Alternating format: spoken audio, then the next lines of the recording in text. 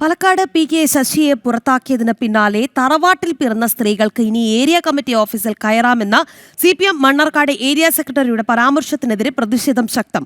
Mannarkkad area secretary NK നാരായണൻകുട്ടിക്കെതിരെ ജനാധിപത്യ മഹിളാ association പ്രവർത്തകരാണ് രംഗത്ത് എത്തിയത്. ഇത്രയും കാലം ഓഫീസിൽ കയറിയ സ്ത്രീകൾ തറവാട്ടിൽ പിറന്നവരല്ലേ എന്ന് പാർട്ടി പ്രവർത്തകരായ സ്ത്രീകൾ ചോദിച്ചു.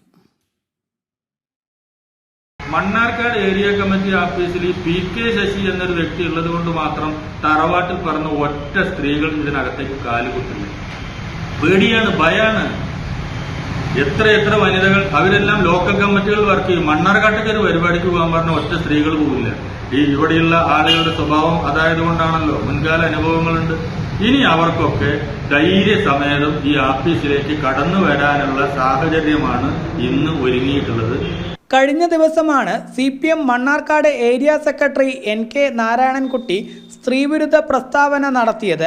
PK ശശിയെ പാർട്ടിയിൽ നിന്ന് പുറത്താക്കിയതിന് പിന്നാലെ തറവാട്ടിൽ പിറന്ന സ്ത്രീകൾക്ക് ഇനി ഏരിയ കമ്മിറ്റി ഓഫീസിൽ കയറാമെന്നും ഇത്രയും നാൾ സ്ത്രീകൾക്ക് പാർട്ടി ഓഫീസിൽ വരാൻ കഴിയാത്ത സ്ഥിതിയാണെന്നുൾപ്പെടെയായിരുന്നു നാരായണൻകുട്ടിയുടെ മാധ്യമങ്ങളോടുള്ള പ്രതികരണം.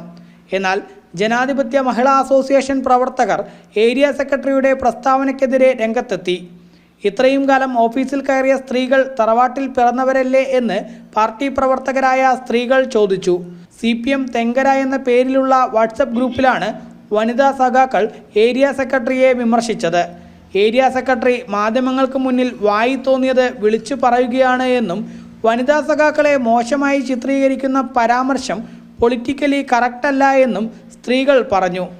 ശശിയെ പുറത്താക്കിയതിന് പിന്നാലെ DYFI ജില്ലാ സെക്രട്ടറി KC റിയാസുദ്ദീനും ശശിക്ക് പാർട്ടി ഓഫീസ് അനാശാസ്യ കേന്ദ്രമാണെന്ന് പറഞ്ഞിരുന്നു.